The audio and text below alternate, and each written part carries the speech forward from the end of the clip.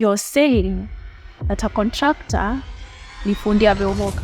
On our first episode of the Mjengo podcast, tunawaletea an experienced guest. Nakwambia he has 15 years of experience in the industry of construction. There are consultants who do not really understand the practical bit of construction. It's important to do a geotechnical investigation.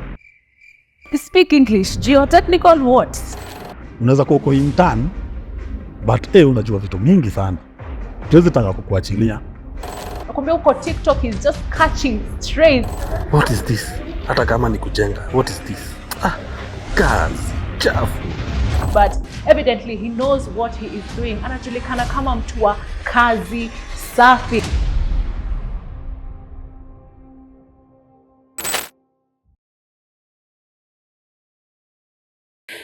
Hi guys, welcome to the Mjengo podcast. Now in this space, we're going to talk about anything and everything about construction. From getting your land legally to having your house standing and you being proud of yourself. And of course, everything in between, from getting a good architect, a good engineer, a good contractor, good standard material. Kila kitu, we have the tea for you. And of course, tutakuletea guests that know their stuff. Kama mwenye tuko nayo leo. And before I forget, this video is sponsored by Prairie Builders Group. Now, if you want anything to do with design, construction, especially kula mashinani, you want to build a pale ushago, be sure to contact them using these details on your screen. My name is Miss Kahiro. I'm going to be your host of this podcast. And today, I am joined by my co-host. Hi guys, my name is Harry, a civil structural engineer, your favorite village builder. Welcome to the show. Karibu sana. And of course, our very first guest of the podcast. Yadi, this guy, he knows his stuff. 15 years in the industry. Trust me. Ni teacher. See, you talk to our people. Hello everyone, my name is Kamau. I'm a building and construction contractor based in Nairobi. And I own a construction company called Eastwoods Build Group. All right.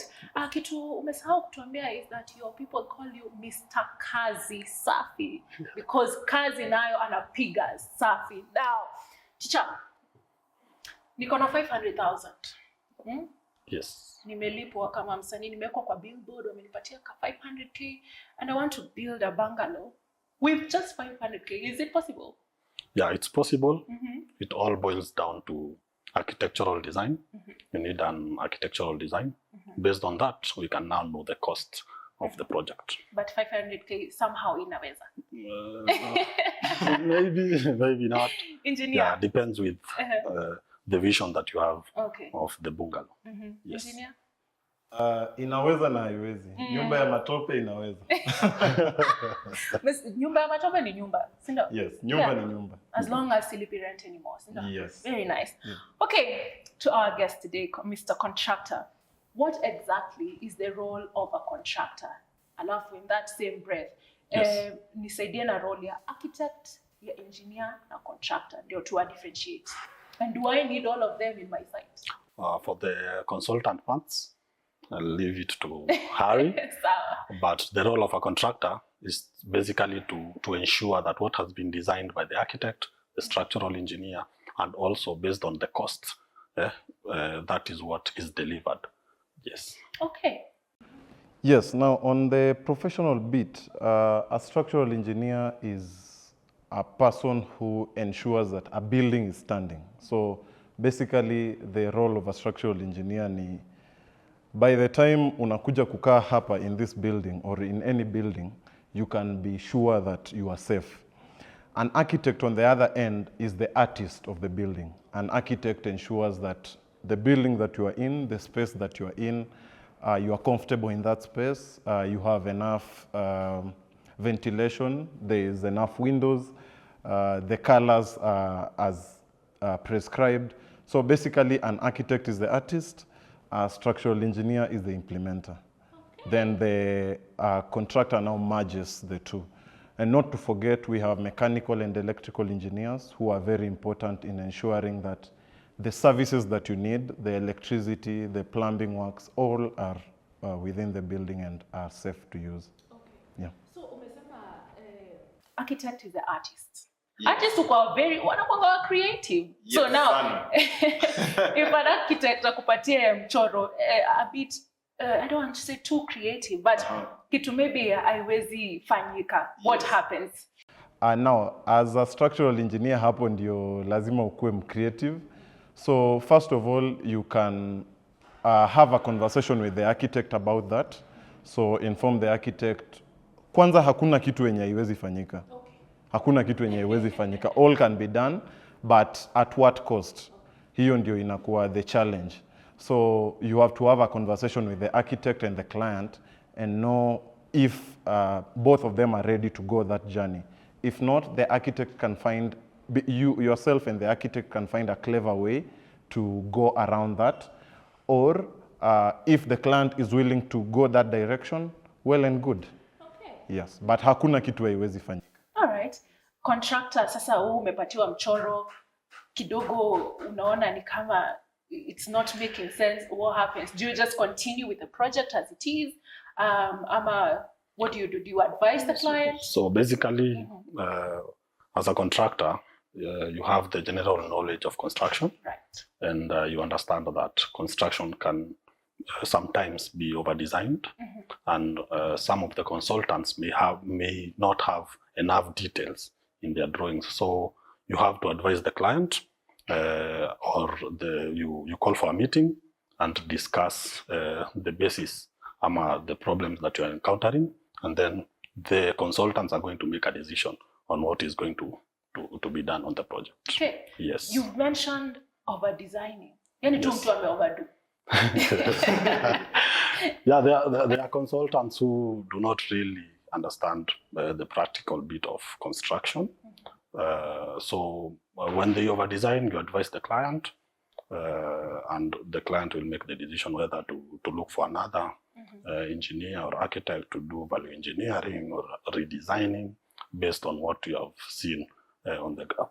Okay, Yes. so what's the solution now? Umesema this consultant does not understand the technicalities kwa ground. So are you saying that all architects wanafaa kwenda kwa Mjengo, kila mtu ashike mawe ndio waelewe as they are doing that mchoro waelewe what exactly happened? Basically, for a very good architect, he needs to have a hands-on experience on what they are designing and how it's going to be implemented, so that it's easier for the structural engineer and the mechanical engineers to do their design. And also when it comes to now ensuring that the house is built correctly, you have to have general knowledge of design and also the practical bit. Okay, so kila mtu aingia kwa Mjengo. You have to. Msishtuke. Yes. If you do not really have general knowledge, you get a contractor who has a lot of experience. Okay. He's going to challenge you sana. All right. Project, yes. So msishtuke mkiona engineer kwa ground akibeba mawe kwa practicals, all right? Not really don't necessarily have to ubebe, Okay. but you have to understand what like the strength of the steel, the strength of hizo mawe, kokoto, what is the strength, yeah. Okay. Yes. So let's talk about the construction process. Yes. So nimepata kanyumba kashamba kamulu and maybe nimeinherit ama nimekanunua. Now I want to build my house, yeah? So take me through the process. Naanza wapi exactly? Sijui anything about kujenga. Naanza wapi na malizia wapi? I would advise unaanza na architect. Okay. Uende kwa contractor. Ukianza na architect, it will be very easy for you. Because what is going to happen, you're going to tell the architect your dream, and he's going to interpret the dream. Right. After he has interpreted the dream, you'll now go to the structural engineer. Maybe, for example, it's a maisonette. You'll go to a structural engineer. The structural engineer will design. He really understands structural design vizuri. Is going to guide us ikifika ni hapo. So after the structural engineer, you can do mechanical engineer, which is hizo mambo za plumbing, rainwater, and now the electrical bit. You need an electrical engineer. After that, now you go to a quantity surveyor. The quantity surveyor is going to tell you the construction cost of the project. If it's too expensive, you now go back to the architect, you redesign again based on the the finances that you have. If everything makes sense, you can now start building the house. So what you're going to do is you're going to do tendering. You'll send the tender to different contractors. Not necessarily the cheapest is not necessarily the best. The most expensive is also not the best. So you'll base your argument with this bill of quantities that you have. If it's showing you 10 million and the contractor is saying he's going to build the house at 6 million, you'll have to ask questions. Also, the other person mwenye anasema 18 million and your BQ was saying maybe 10 million, he will also have to explain so that sasa you get a basis of maybe unaweza ongeza kidogo, you take this guy wa 12 million. Yeah, basically ni vitu kama hizo. And now after the contractor has been appointed, una register project kwa NCA and then you start the project. Shikilia tu hapo kwa NCA kidogo tu. Yes. Structural engineer. Sasa mimi tumekufikia, nimemalizana na architect. Yes. What conversations am I having with you as a person who is trying to build? One, I will ask you for the architectural drawings. I have to understand what you want to build, where you want to build it, and on the where, now that another concept comes in where I have to, it's important that I go to ground, and for most cases, it's important to do a geotechnical investigation. Hey. Please, speak English. Geotechnical what? So ni kama ukishaenda site, unaangalia the kind of soil hiko. There has been this conversation about black cotton. I think also Kevin will chip in on that. So ukishaenda site, you have to check uko na soil gani and what's the anticipated weight that you want to put there. Right. So can the soil bear that weight? If not, that is my role to ensure that I work on the stability of the structure. Right. So I design a structure that's commensurate to the soil that's there. Yeah, so I have to understand the architectural drawings. I have to understand where you want to build. And then I now bring in the practicality of the project. How will I ensure this project stands?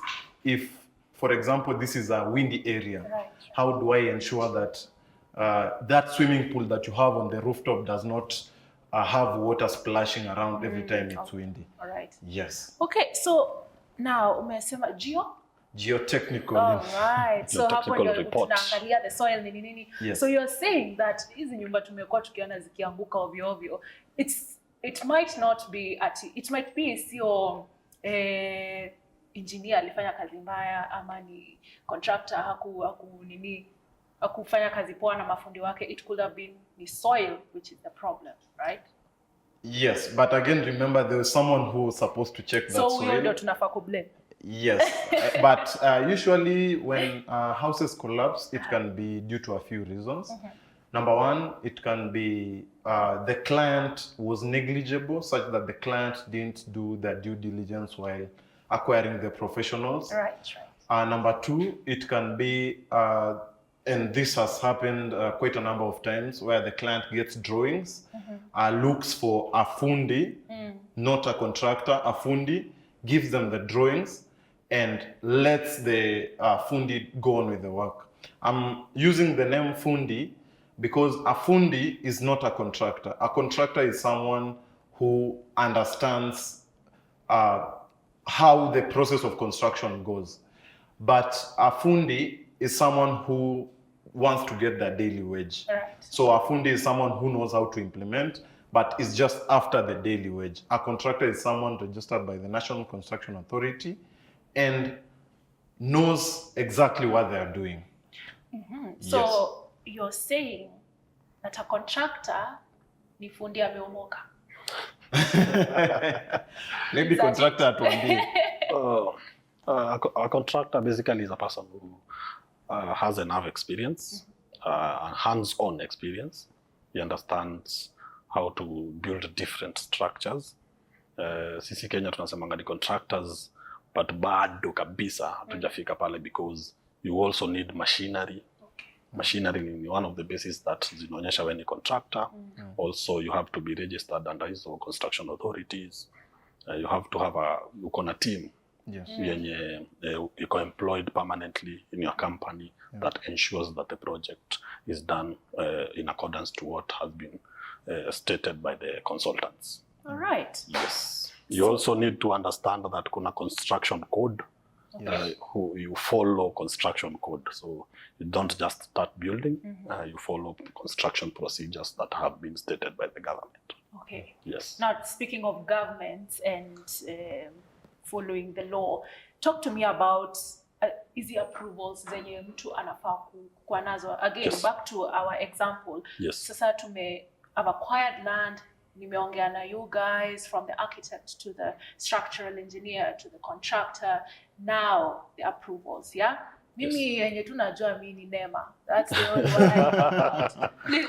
So first of all, you have to register your project under county council in Kanjo. Kanjo. You have to register your project kwa Kanjo. Ukisha register the project, architectural design will be approved. And then structural design also itakuwa approved. After that, you will go to NCA to register the project. Huwezi answer bila NCA kuweka stamp yao. NCA stands for audience? National Construction Authority. Right. You have to register the project under National Construction Authority. So you'll take your approved design, architectural, structural. You also need NEMA license. You will need a report called Environmental Impact Study Report, which will be shared to the NEMA, and wakupatia also certificate. So you unapeleka the certificate to NCA pia, and then you need, your contractor has to be registered under NCA, your engineer has to be registered under NCA, your architect has to be registered under NCA, and maybe copies of your easy title. Okay. And then now they will approve unaweza anza mjengo yako. And how easy is it to get all this? Unajua teams siku hizi tu unafinya star 222 hash, you get your things. How easy is it to get this? It's easy, but it's not easy. Yes. In which way? Mambo ni ngumu. How come? There are people who wanatumia maybe vitu zenye si zao. You think your contractor is registered, but the certificates that anaonyesha are not registered under his name ama his company. Also the structural engineers, unapata kuna wale anatumia certificates za watu. Ukiangukia mtu kama huyo, also unapata kwa issues. The same applies to architects. Vitu kama hizo. So mimi kama client, how will I tell that this guy is legit?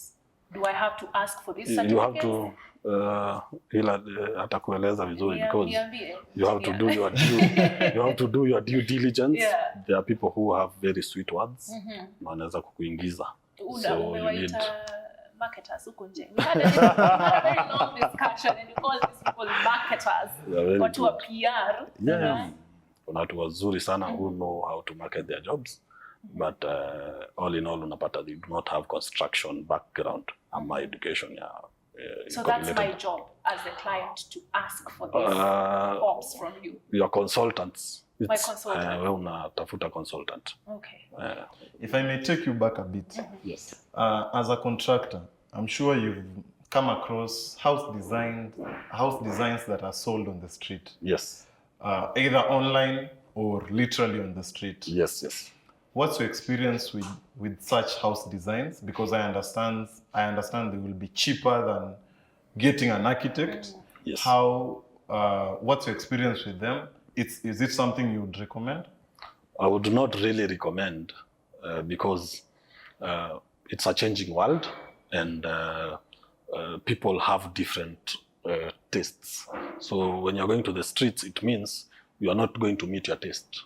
You're going to meet taste ya mtu mwingine amechorewa mahali. Also, those drawings zenye zinakuwa sold on streets have a lot of issues.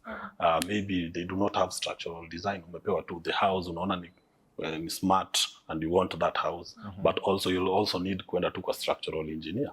Also, it's going to be hard for you to register the project because hauna certification ya mwenye alichora hiyo nyumba. So you'll also now get back to the architect tena aichore, because yes, unaweza kuwa unaitaka, but in order for you to build the house, you'll have to register the project, you'll need a registered architect and a registered structural engineer. So either uibe utumia certificates za watu wengine, ama you now go to the architect tena akulipisha tena. So there is no need ya kwenda kununua vitu kwa streets. Ama online unaweza pata, maybe zinaweza kukuguide to get ideas on what you really want and venye inaweza kaa. But basically you also have to get an architect from the country who is registered in order for the project to commence, ama to be registered under those bodies kama city council and maybe NC. Now, wacha nikuulize. Yes.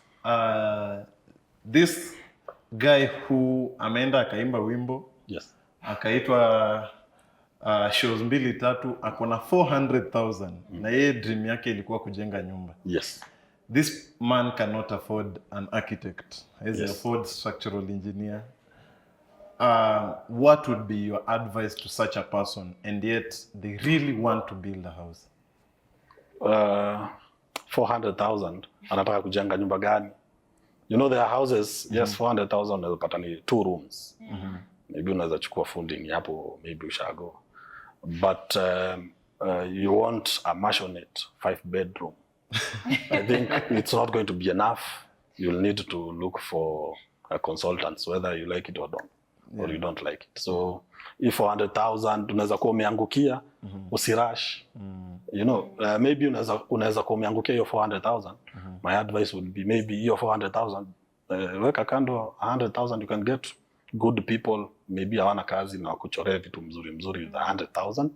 And then 300,000 uangalie kama chenye imechorwa inaweza tosha. So you go, unatafuta sasa pesa, and then you start building. But once just because you get 400,000, it does not mean sasa you have kuweka dream na ingiane. Once kwenda Ndarugu kama msanii, nimesikia very heartbroken that I have 400,000. But let me take you back kidogo. You know, 400,000 si pesa kidogo. Sasa pia kuipata pia si rahisi. So basically unahitaji tu advice tu kidogo. Unaweza amua tu uende ukae tu na architect basi, usikie venye watasema, you give him consultation ya kuongea maybe, usikie kwanza venye vitu huenda, so that you start. But ukipata hiyo pesa alafu unaruka mara moja unataka kujenga, I don't think it's going to be a good idea. Okay. Does that explain why tuko na nyumba mingi zenye zimestall? Yeah. You know, unaweza enda hata like right now niende nichape deal, nipate 4M. 4 million. Unakaa chini sasa unasema, I want 7 bedroom.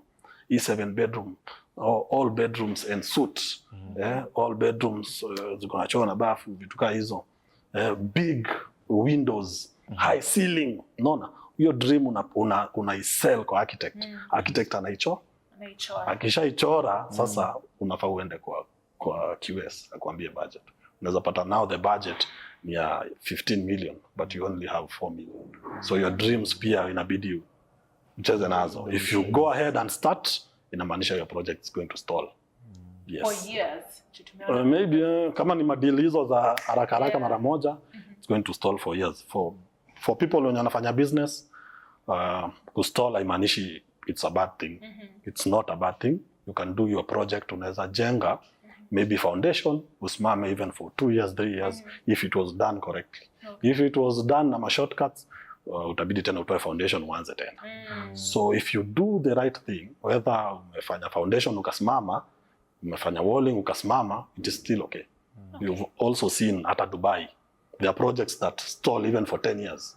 But after that, zinainuliwa na nyumba zinaisha. So kusimamisha project is not a bad thing. Yes, ni a dream uko nayo, unajua tu one day you are going to achieve, but just follow the construction procedures that are stated. So tumelan, don't rush it. Sawa? It's okay. Tulieni. Kidogo tu Hari. You've talked about kununua michoro. So you guys mko na River Road ya hizi vitu. I thought River Road zenyu ziko wapi? Ndio tusi avoid. One thing you have to know is that within construction is one field that there's a lot of money. There's a lot of money moving around within the construction industry. And I can call them conmen or guys who are just trying to earn a living in a clever way, they found out that. And with that, you'd find there are people who, I'm sure Nairobi, people who walk around the street wameona, there are people who sell plants on the street. Okay. With such plans, how sure are you that such a plan it fit kwa that plot of yours? Right. Because you go buy a plan, you are not a professional, you know nothing about maybe sizes. So once you buy the plan and take it to your fundi will build it how they know. Okay. So, but to answer your question, yes, there's a river on for these things. Okay. Yeah. Haya, basi another lesson to learn. Let's just follow the proper procedure. Get a proper architect. Usigongwe in Nairobi, wala hi Kenya, wala anywhere in the world, all right? Thank you very much. Now, back to our contractor. There's a video on your TikTok. Whether on your TikTok superstar, there's a video ulikuwa umejam sana about a slab ilikuwa inabomoka very easily. Yes. Tell us about that experience. And is it the material ilikuwa shida ama fundi ndio alikuwa afanya juu Kenya anafanya? Tell us about that experience. Well. Basically napatananga nazo. It's not the first one and I think haitakuwa the last one very soon because people wanapenda shortcut sana. What had happened, the client aliitishwa 360 bags of cement. He brought in 150 bags na akasema hiyo ndio inafaa itoshe imalize hiyo nyumba. So mafundi walingangana ikatosha. Ilitosha. Na wakaenda nyumbani.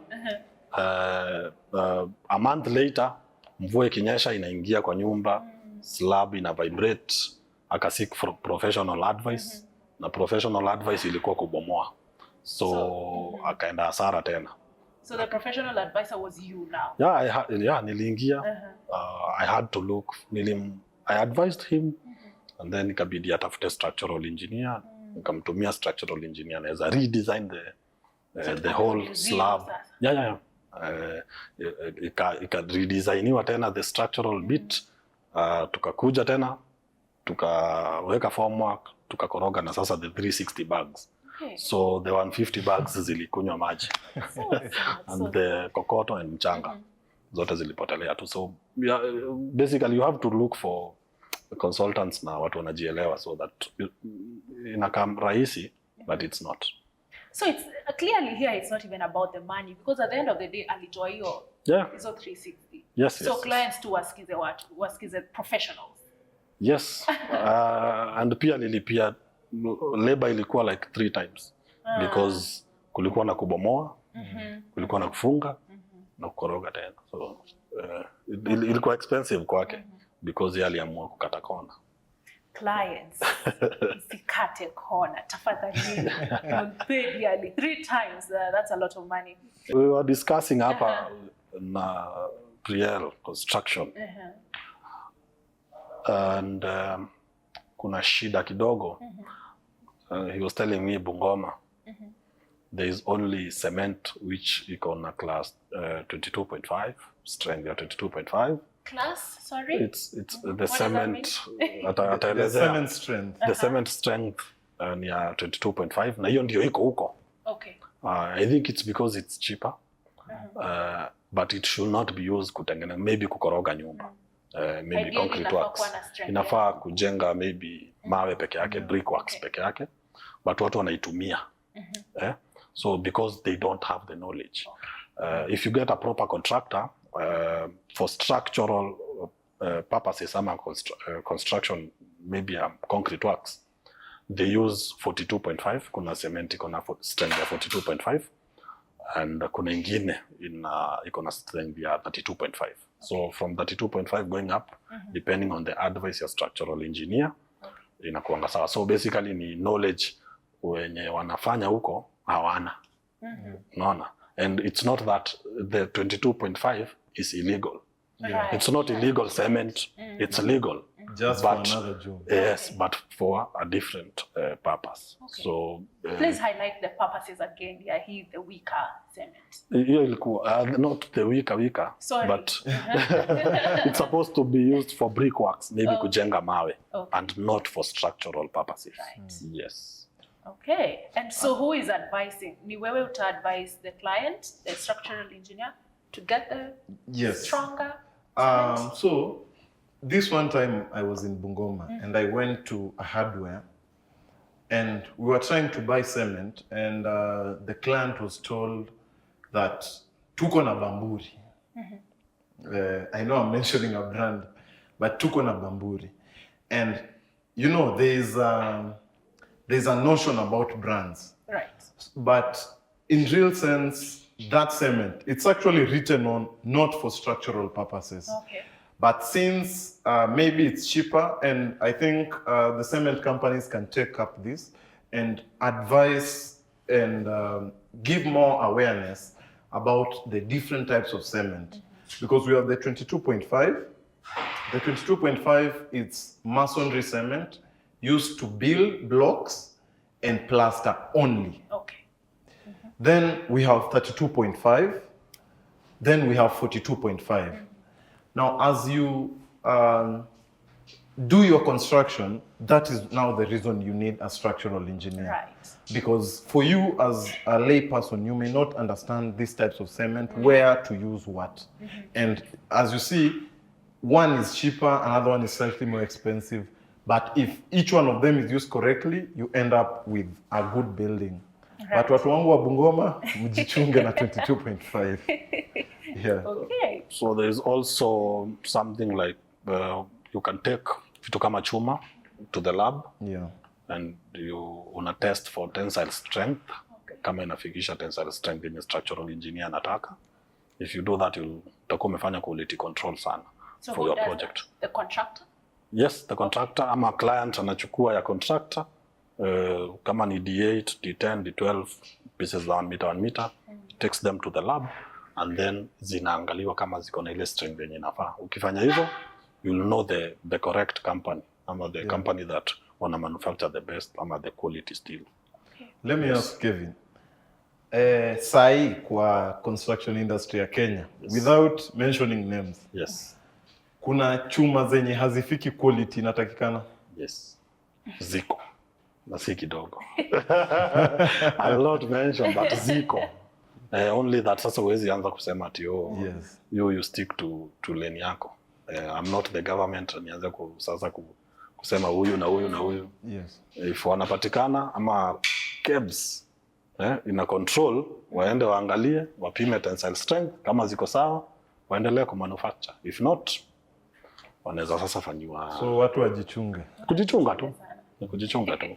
Okay, as I mentioned, you are a TikTok star when it comes to construction. Now, one of your TikToks again, kuna mtu alikuingililia sana because of a video ulituonyesha columns, nini. And the guy took that video. Okay, TikTok drama, akachukua video, akaenda akapiga voice over criticizing your video about those columns. Tell us about that.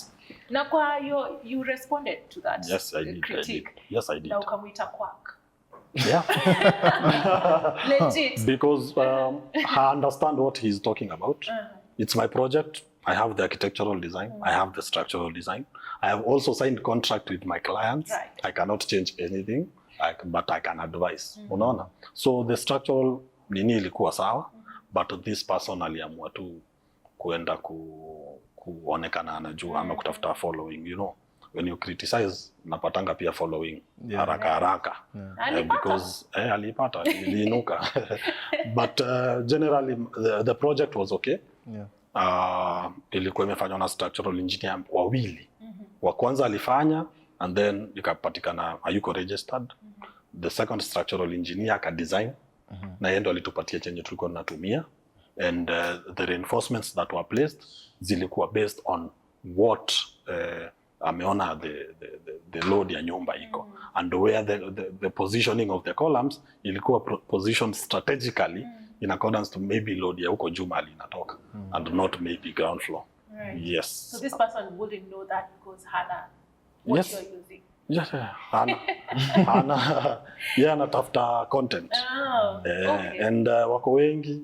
So our critique pale TikTok, he was talking about columns, and alikuwa anasema that you using all those columns in a stretch budget ya client, but we to explain here that those columns needed to be there. However, is there a way that a client can reduce cost? Ama unaweza saidia client could reduce cost, but then still not cutting corners? First of all, huyo client, sio client aliamka akaanza kusema tujenge. What happened? Alitafuta consultant, wakam advice. Na alianza na architect. Hata hakuwa amekuja kwa structural engineer. Na hiyo venye ilichoro na architect is what he wanted. Right. Now, based on the architectural design, the structural engineer anaingililia. True or false? True. Akachora structural design. Unaona? Wakatoka hapo wakaenda kwa costing. Wakajua cost ya hiyo project. Hakuwa ikata.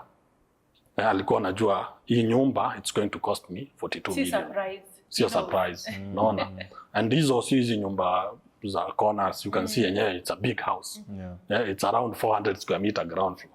So it's a very big house na ya mtu mmoja, unaona? So hakuamka akatoka, akakuja kwa fundi, akamwambia nijenge.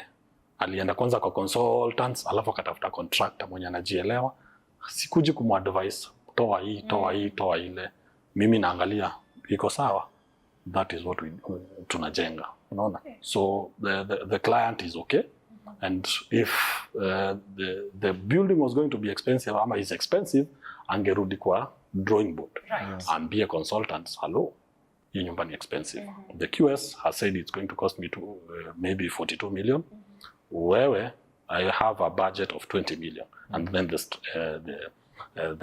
architect at a redesign. Unaona? And maybe you could look for ways that zinaweza punguza bei ya hiyo nyumba. Now, why would I do a roof with 1 million? Yet ninataka tu nisinyeshewe. Why would I need to pour all that money kwa roof? Sini aesthetics. Aesthetics. Aesthetics. You have to pay for aesthetics. Unaweza kuwa the roof that you want ni mansard roof uliona online. And that design inataka maybe different types of sheets maybe. Sio box profile. Hizo wanazitanga ama orienta. Sio hizo. Unaona, maybe inaitisha shingles, una small tiles but very expensive per square meter. Ama inaitisha decra. Also again, the design that uko nayo, unataka roof iende sijui wapi, iko na mabawa, wanaitanga chopper. Roof ingine inaenda ikikaa. So with that, it cannot be cheap because it's going to also use materials. Iko na mbao inatumika, iko na maybe chuma mahali itatumika, and maybe iko na hizo sasa roofing sheets, misumari, all that. Hiyo ni cost. And, but you can also choose yeah, that 200,000 roof. Yes. Go with. Kuna nyumba itakataa. Kuna nyumba utaweka box profile. I make sense. I make sense your nyumba. The design is very good. And then unaweka hiyo inakataa. Unaona? But pia unaweza weka. Kama wewe you don't care. You don't care still much okay. about aesthetics. Speaking about roof. Yes. Let me throw this to you as a contractor. We've had this conversation online forever. Yes. About roofing suppliers. Yes. Either delaying or failing to deliver at all, or delivering, unapata mabati after 2 years, mabati ya red ni white. What's your experience with these suppliers, and what's one thing you can tell clients, especially when they are going to the roofing stage? Wow. Naweza sema usiamke tu hivi unaanza roofing. Do your research. QS ndio important sana. He is going to specify for the bill of quantities. This is the mabati you are going to use. Let's say ameandika hapo use decra roofing sheets.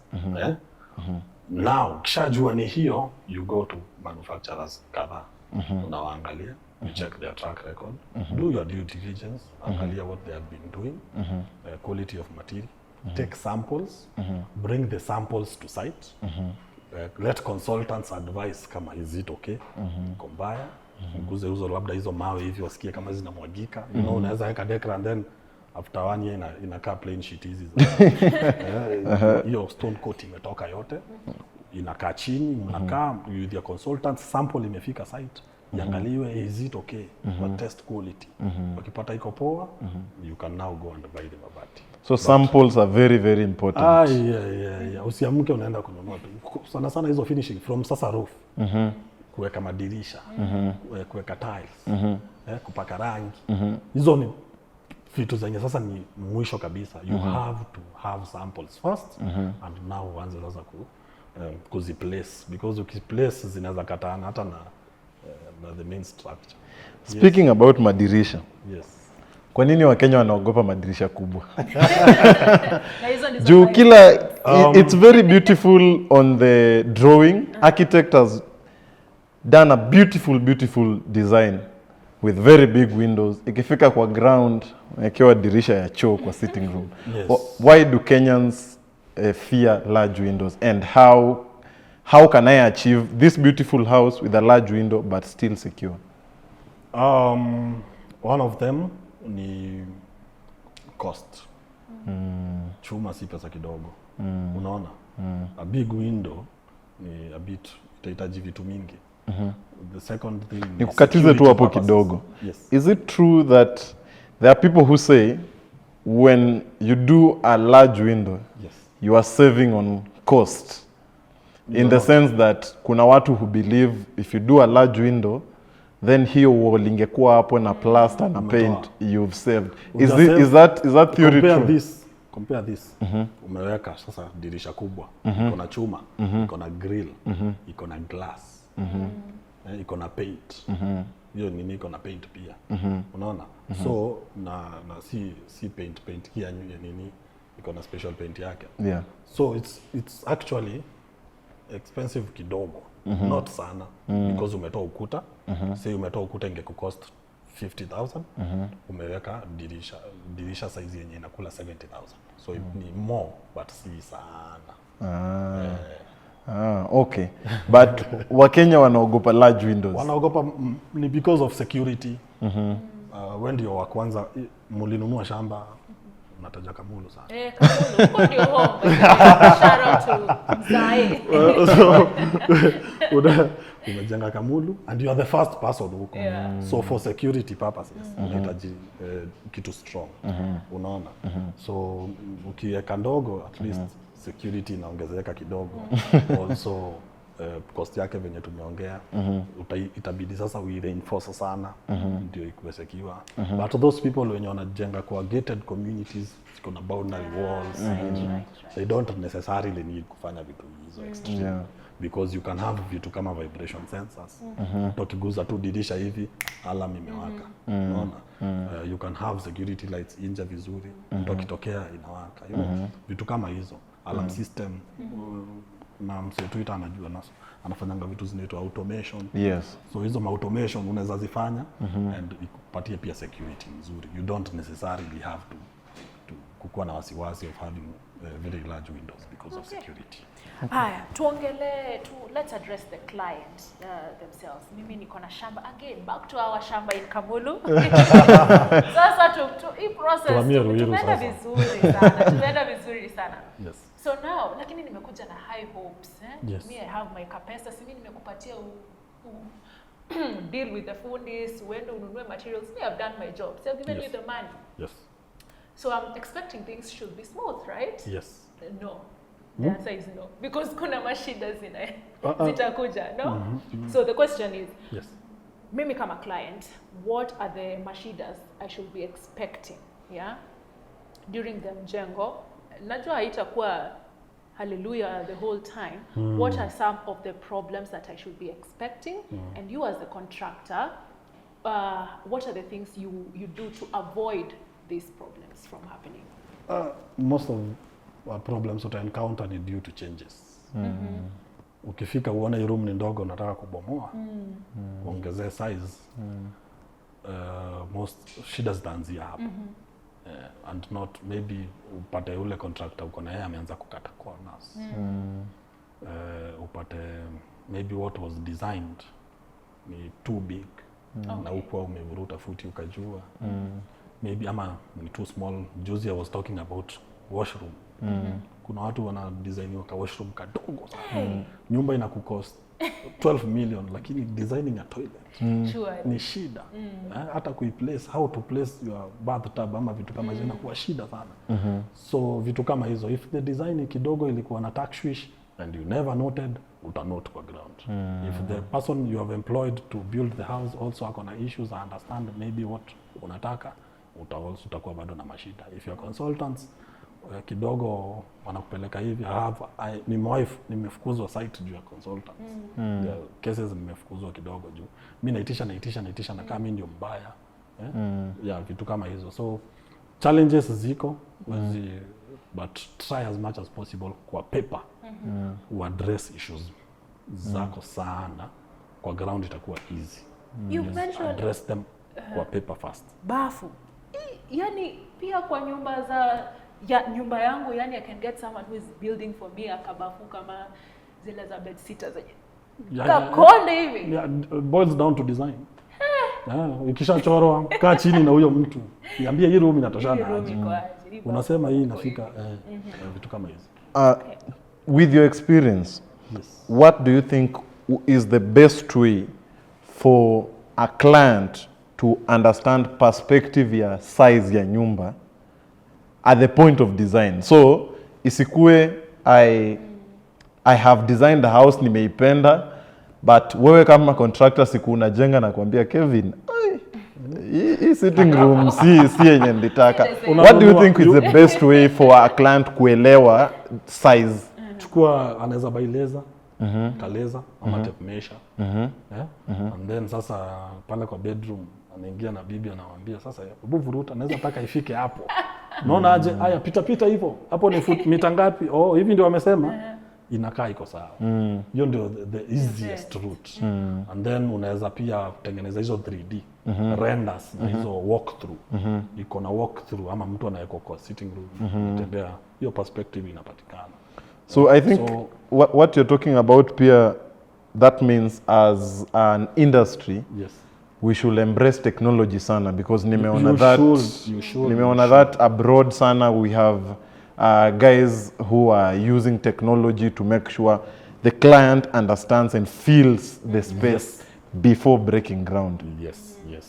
So unaweza kuwa na hizo tuseme kama 3D walk through, unaweza BIMX, I'm not very sure kidogo, BIM building information modeling, hata in case mtu amechange kitu, architect, structural engineer anaona, hata yeye ana make changes zenye ana make. Yani in short tuseme hizo mambo za CAD ndio zinaweza kumsaidia pia zaidi. But kama haielewi kabisa mtu practical, vuruta futi ground. Architect amesema 6 meter inatoshana aje, hiyo inakuwa rahisi kama imemlemea. But 3D walk through ni some of the things that they can use to really tell how the house itakuwa na the size. And would you say the Kenyan construction industry may embrace technology? Yes. We are doing well. We are doing well. Very nice. When it comes to hizo, even those people when you see architect, wanatumia hizo softwares vizuri sana. Na they can really design. Unaweza dhania ni architect, hata they are better than some architects. Okay. Yes, because they wanna understand hizo softwares vizuri. Okay. Yes. Let's talk kidogo about climate. The issue of climate is being talked about everywhere and we can't avoid it here. Sasa wewe kama contractor, are you keen about this? Do you have to get material that is eco-friendly? Do you get to advise your client to get eco-friendly material? Are they available? Talk to me about that. Construction industry ndio ina emit the most, sisi ndio tunaharibu the environment kuliko any other person, because the construction industry iko na mambo mingi sana. Kuna manufacturing kama ya chuma, itaji moto kwa sana. kuna manufacturing, kumine, hizi tiles zinachimbwa mahali, kokoto. So kuihepa ni tricky kidogo. And in Kenya, the houses that zimekuwa hizo environmental friendly. Ni expensive kidogo. Okay. Because sasa itabidi uchukue solar. But still, hautahepa kabisa kwa environment, because maybe kama kujenga structure, you are still going to use materials in a minima. So 100% kuepuka is very tricky, but you can still advise clients on what not and what inaweza saidia environment. Could you give us an example? An example ni tuseme maybe unaweza tumia solar. Yeah, instead of. Ndio. Yeah. Okay. Unaweza tumia solar. What else? Hapo kwa green hapo. Speaking kwa green, climate change. Mimi najua hapo, mimi ni mmoja wale watu wanaharibu. Tuta embrace zaidi. Speaking of materials. Sasa tutafika. Yes. Speaking of materials. Yes. Wacha niulize. Yes. And this again ni debate imekuwa forever. Yes. Bricks, when you're doing your walling, that is. Yes. Bricks, blocks, mawe and arugo, Yes. precast, Yes. EPS panels. Give us your thoughts on these things. Mimi kama client, how do I choose what to use on my walls? Hata naanzia wapi? Ndarugo, ukiwa Nairobi ndio the easiest route. Ndarugo ni hizi mawe. Mawe tu hizo za Ndarugo. Mbona zinaitwa hivyo? Juu mara ya kwanza zilikuwa zinatoka huko area inaitwa Ndarugo Thika. Zikapewa hiyo jina, ni machine cut stones. Machine cut stones. Hiyo ndio the cheapest because hizo zinakatwa tu everywhere.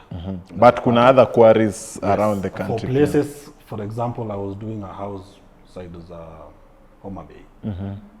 Huko inabidi utumie bricks. Mawe kupata ni ngumu, machine cut kufika huko ni ngumu. Ukitumia bricks, hiyo side uko sawa, uko safe. It's going to save you on costs. Ukiamua uende utumie EPS uko Migori, itakuwa nini pia juu ya transport itakuwa EPS ni hizi zenye zinakaa styrofoam hizi. Yeah, hizo unazipiga plastic. Sasa saying styrofoam unataka explain here. No, please explain to me what that is. An EPS panel is it's basically do you know this material that you use when you buy electronics?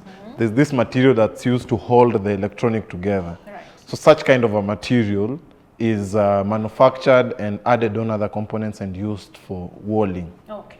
Yeah, so there's that kind of technology also. Right. It's Yeah. lightweight construction. Yeah. It's lightweight construction. Yeah. Okay. So you can embrace pure wall panels, but I have an issue na the construction procedure hizo because they need to incorporate kila kitu pamoja. Unaweza tumia those quarry stones for foundation, and then walling you can now start using maybe hizo panel to support the load vizuri. Maybe unaweza mkoroge ground beams, vitu kama hizo. Blocks, naweza tukuja kwa concrete blocks. Kabla usonge tu hapo, Yes. nikurudishe nyuma kidogo. Yes. Do you mean that client akitaka, mimi nimeenda Twitter nimeona mimi nataka kujenga na EPS ama precast. Does that mean that still I have to undergo the same procedure, get an architect, get a structural engineer, same procedure, just that material nita change, ama mimi niende kwa hiyo kwa huyu jamaa mwenye anauza and get that material niende ground nijenge? Sasa si lazima, you have to have the design. Huwezi jenga kitu. Yeah. So that procedure also, is the same. Also now, because you know what you want to use, una advise sasa architect unamwambia, I'll be using panels. Anachora na panels. I'll be using EPS. Anachora kifikiria. Walls zenye zitakuwa huku ina load bearing. Unaona? So structural engineer ata design maybe columns mzito. Hizi beams watu wanasema naeka chuma mingi. Maybe ndio anaweka kidogo. At least juu nyumba ijibebe the structure. You don't think hizo panels zinakuanga load bearing. Just because ni wall panel, sidhani kama zinachukuanga load ya juu, zinatumia kama venye unaweza tumia masonry wall, load bearing walls. I don't think zinakuanga hivyo. So bado tu you'll have to go to unaanzia huko kwa architect. Na tunawaambia what you want. Okay. Yes. Haya, on blocks. Yes. You were saying something on blocks. Now on the blocks, concrete blocks pia ni a technology that is okay. Inakuwa mzuri sana because sasa hizo mawe kwanza ukishazitengeneza zinatoshananga. If it's plastering you're going to unapiga plaster kidogo sana hasa compared to darugu. Darugu unapiga plaster kubwa jumaa hizo hazitoshanangi like kabisa. Side ya kabiro utapiga kidogo but the other side utatumia. Side ya wapi huko? Mawe inakuwa na two sides. Kuna side yenye iko na imewekwa plumb bob iko straight so that the wall maybe ni load bearing ama load ya juu inatumia hiyo wall kuteremka kwa foundation. Kuna side yenye ndio iko straight. The other side haikuangi imewekwa juu. Hiyo mawe itoshani kabisa. Kabisa. So you end up using a lot of plaster kwa darugo but kwa blocks una save on plaster. Yes. Okay. So Hari, yes. Naomba tutumalize. We'll let this go. This can go on and on. It can go on and on. There's so much to talk about. Yes. Now, Mr. Contractor. Yes. Please advise to any young guy out there who wants to be a contractor. Unaweza muadvise afanye course gani, wapi, apata experience wapi, can he go solo? Talk to the young contractors out there. Young contractors Yes. or my young guys who want to enter into the construction industry. Yes. It's a very broad field. I would advise you first look for maybe a small construction company. Kama unataka kuingia hii mambo ya kujenga generally like what I do. Ninajenga like the whole structure hadi finishes. So unaweza anza na small company. So hata sisome kwanza. Si umeshamaliza shule? Tunataka anafanya course gani kwa high school unafanya subject gani unafikiria? Mimi nidhani ameshasoma. So you start with maybe unaweza usome civil engineering. Civil engineering ni kubwa. Iko na vitu mingi hadi water engineering, iko na structural engineering, iko na survey, iko broad sana. Na construction ni kwangi ndogo. Unaweza amua wewe specialize na dams. Maybe unajua tu mambo ya dam. Wewe ni structural civil engineer but bado kitu unajua tu ni dams. Hujui maybe bridges. Kuna mwingine anaweza specialize maybe na hizo large projects kama hizo bridges, superstructure, nyumba kubwa. So unasomea hiyo maybe civil engineering, unaweza somea building and construction technology. Depending. That's what you did? Yes, I did building and construction technology. Unaweza somea kuna hizi courses ziko technical maybe masonry. Kama unataka kuwa mason, you can do carpentry. Juu pia ni watu na ni they are very good.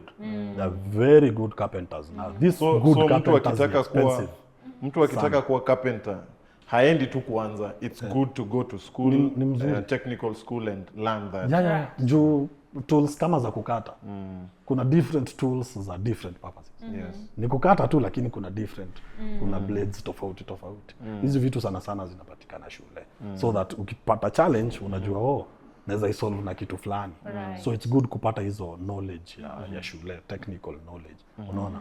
But what I can tell people out there, unaweza amua wewe ufanyange interior finishes. Pia hiyo ni field haiko haijaingililiwa sana. Unaweza haiko saturated, unaweza ingia hapo, unaweza amua kuwa carpenter. Sana ukisikia mtu hana kazi ni juu maybe ameenda kusomea civil engineering.